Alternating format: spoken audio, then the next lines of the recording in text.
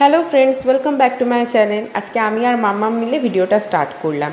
এখানে মাম্মামের স্নান করার সমস্ত জিনিসপত্র নিয়ে আমি চলে এসেছি, মানে স্নান করেও কী কী লাগাবে। এবার মাম্মামকে স্নান করিয়ে দেব। আজকে তো রান্না পুজো, কালকে অরন্ধ্রন।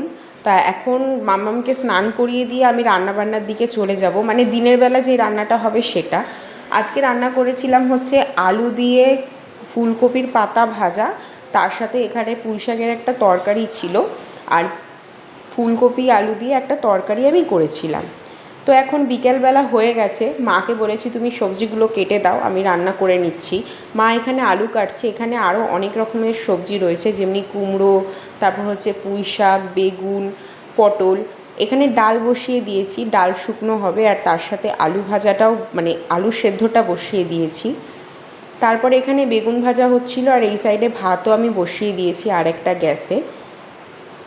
এখানে আলু ভাজা কমপ্লিট হয়ে গেছে। এখানে সমস্ত রকম ভাজা আমি কুটে নুন হলুদ, মানে মা কুটে দিয়েছে, আমি নুন হলুদ মাখিয়ে নিয়েছি। এখানে আছে পটল, বেগুন, কাঁচকলা আর কুমড়ো। প্রায় অনেকটা রান্না করে ফেলেছি, এবার মাছ ভাজা হবে, আর ভাতটাও প্রায় হয়ে এসছে। তো দেখো কী কী রান্না করলাম: ভাত, ডাল, তার সাথে আলু, পটল, কুমড়ো, কাঁচকলা, বেগুন ভাজা, মাছ ভাজা, আর ওইদিকে পুঁই শাকের চচ্চড়িটা হচ্ছে ইলিশ মাছের মাথা দিয়ে,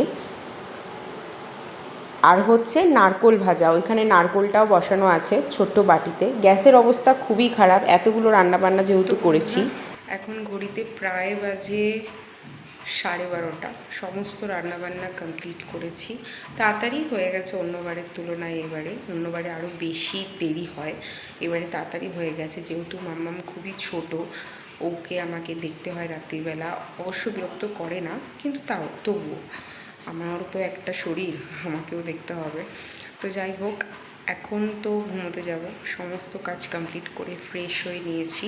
এবার বিছানায় পড়লে মনে হয় না আমাকে আর কেউ খুঁজে পাবে বলে। তা কালকে সকালে দেখা হচ্ছে।